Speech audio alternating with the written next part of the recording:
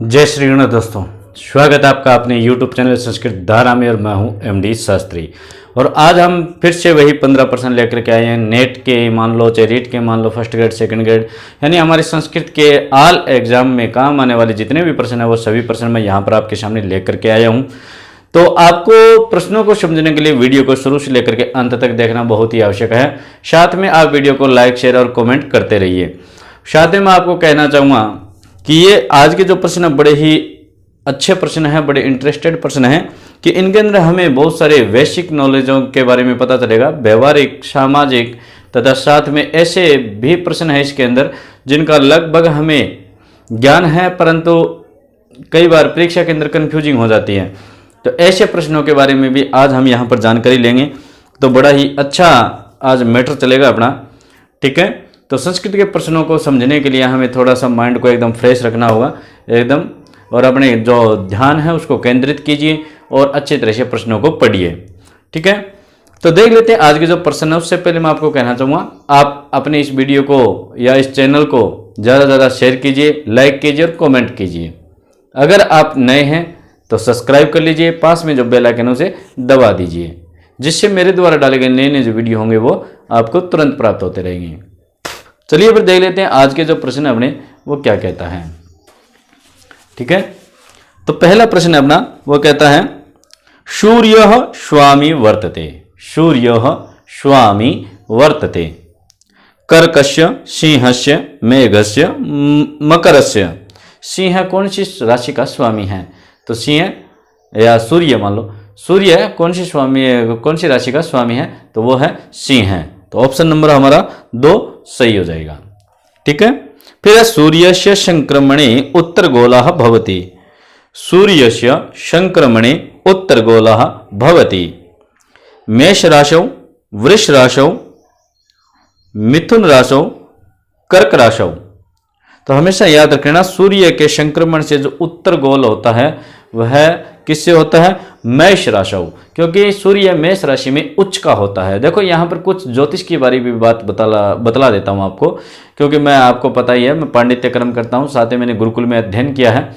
तो जिससे ये जो भागवताचार्य भी हूँ, भागवत भी करता हूँ, तो ज्योतिष का भी अपना काम है।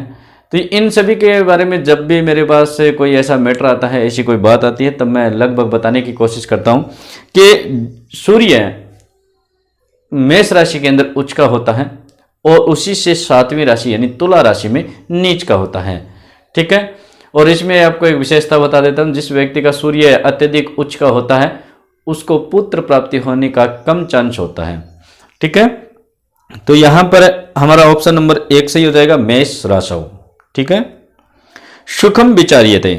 प्रथम स्थानात, द्वितीय स्थानात, तृतीय स्थानात या चतुर्थ स्थानात सुख का विचार करना चाहिए। कब करना चाहिए? चतुर्थ स्थानात। ऑप्शन नंबर हमारा 4 सही हो जाएगा, चतुर्थ स्थानात।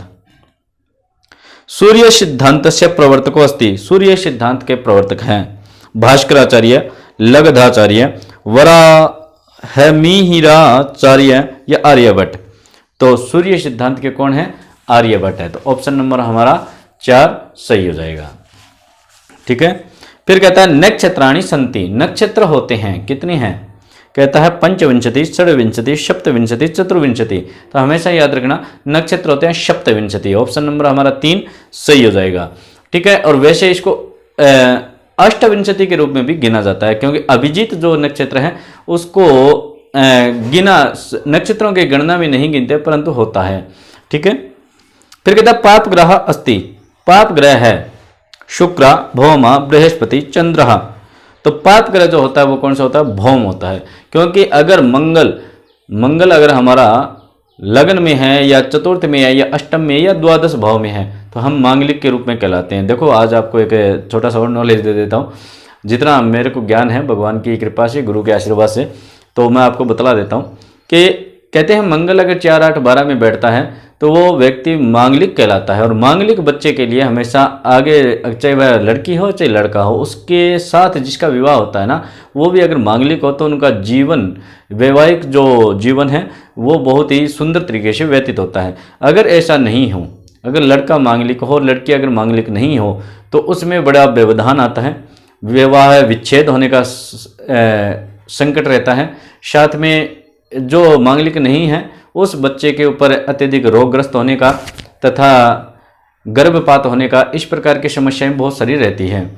ठीक है, यानी उनके अंदर जो वैवाहिक संबंध के अंदर जो पति और पत्नी के अंदर जो संबंध होने चाहिए, जो प्रेम भाव होना चाहिए, मधुर वाणी होनी चाहिए, वो सब नहीं रह पाता है। तो वो धीरे धीरे करके समाप्त होने की कगार पे आ जाता है। ठीक है, जिससे विच्छेद होने का भी भय रहता है।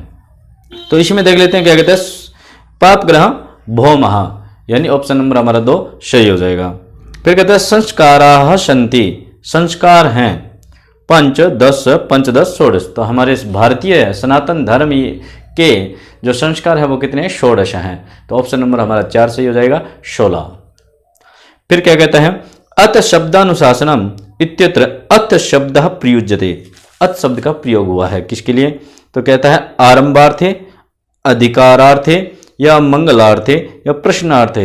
तो अथ का यहाँ पर देखो पहले कर दिया अथ शब्दा अनुशासनम, तो यहाँ पर हुआ अधिकारार्थे। ऑप्शन नंबर 2 हमारा सही हो जाएगा। अन्य पदार्थ प्रधान समासो भवति, अन्य पद प्रधान होता है ऐसा कौन सा समास है, तो इसने कह दिया तत्पुरुष, अव्ययभाव, द्वंद्व, बहुव्री। तो हमें पता है जब दोनों शब्द एक जैसे हों, ठीक है, तब तो दोनों ही प्रधान हो जाते हैं, परंतु जहाँ पर किसी तीसरे के बारे में बातें की जाती है वहीं पर हमेशा तीसरा व्यक्ति प्रधान होता है। तो ये बहुव्री समास जो है उसके अंदर हमेशा तीसरे व्यक्ति ही प्रधान होता है। तो ऑप्शन नंबर हमारा 4 सही हो जाएगा। आपादान विधायकम सूत्रम अस्ति, आपादान विधायक सूत्र है अकथिंचो आख्यात उपयोगे द्वि तद अर्थस्व रुच्यर्थान प्रियमाणः। तो अपादान विधायक जो सूत्र है वो कौन सा है, आख्यात उपयोगे। ऑप्शन नंबर 2 हमारा सही हो जाएगा। टी संज्ञा विधायक सूत्रम अस्ति, टी संज्ञा विधायक सूत्र कौन सा है, कहता है प्राशनिकस्य सुप्तिगंतम अर्थवद धातुर प्रत्यय अचो अंत्यादि। अब याद रख लेना, अचो अंत्यादि टी। तो ऑप्शन नंबर हमारा 4 सही हो जाएगा, अचो अंत्यादि टी। ये टी संज्ञा का विधायक सूत्र है। ठीक है, ज्योतिष अष्टमस्य संस्था भवन्ति चतस्रो नव षड सप्तमा या सप्त। ज्योतिष्टोमस्य संस्था भवति, ज्योतिष अष्टो जो संस्था है वो है सप्त। ऑप्शन नंबर 4 हमारा सही हो जाएगा। स्योनम इत्यस्य अर्थो अस्ति, श्योनम शब्द का अर्थ क्या है, कहता है निंदा प्रयुक्तम, विवाद युक्तम, सुखकरम या दुखकरम। तो श्योनम, श्योनम का मतलब सुखकरम। ऑप्शन नंबर हमारा 3 सही हो जाएगा। ठीक है, अंतिम प्रश्न हमें कहता है श्रुति ही कति विद्या अस्ति, श्रुति कति विद्या अस्ति, कहता है षड्विधा, त्रिविधा, पंचविधा या द्विविधा। तो श्रुति कति विधा है, त्रिविधा। श्रुति कितनी है, 3। तो ऑप्शन नंबर हमारा 2 सही हो जाएगा, त्रिविधा। ठीक है, तो ये हो गए हमारे 15 प्रश्न। अब बात बता देता हूँ आपको, इन वीडियो को, इन प्रश्नों को सुनने के लिए, समझने के लिए बहुत बहुत धन्यवाद आपका। अगर आप हमारे चैनल पर नए हैं तो सब्सक्राइब कर लीजिए, पास में जो बेल आइकन है उसे दबा दीजिए। और वीडियो को जब तक आप अच्छी तरह से सारे मॉडल पेपर आप नहीं पढ़ोगे तब तक आपको प्राप्त कुछ भी समझ में नहीं आएगा। देखो, मैं अलग अलग हमेशा डालता हूँ, इसका कारण यही है कि आपको अलग अलग प्रश्न मिले और आप ज़्यादा से ज़्यादा उनको समझ सकें। ठीक है, और कुछ बच्चे कहते हैं कि सर वो चीज़ पढ़ाइए, वो चीज़ व्याकरण के अंदर। तो व्याकरण के अंदर मैंने शुरू से लेकर के अंत तक लगभग संधि, समास, प्रत्यय, उपसर्ग, कारक और वाच्य परिवर्तन हुआ, कोई विभक्ति के बारे में हुआ, कोई धातु रूप, शब्द रूप, इन सभी चीज़ों के बारे में मैंने लगभग निरंतर बता दिया, क्योंकि हमने 250 से ऊपर तक वीडियो डाल चुके हैं हम। तो इसका मतलब हमने लगभग वीडियो सारी डाल दी है। तो आप जब भी आपको किसी चीज़ की आवश्यकता हो तो आप चैनल के अंदर जाकर के प्ले लिस्ट में जाइए और वहाँ जाकर के आप सर्च कर लीजिए, आप देख लीजिए, जिससे आपको वो सारी चीज़ें मिल जाएगी। ठीक है, तो फिर मिलेंगे आगे वाली वीडियो में, तब तक के लिए जय श्री गणेश, राधे राधे।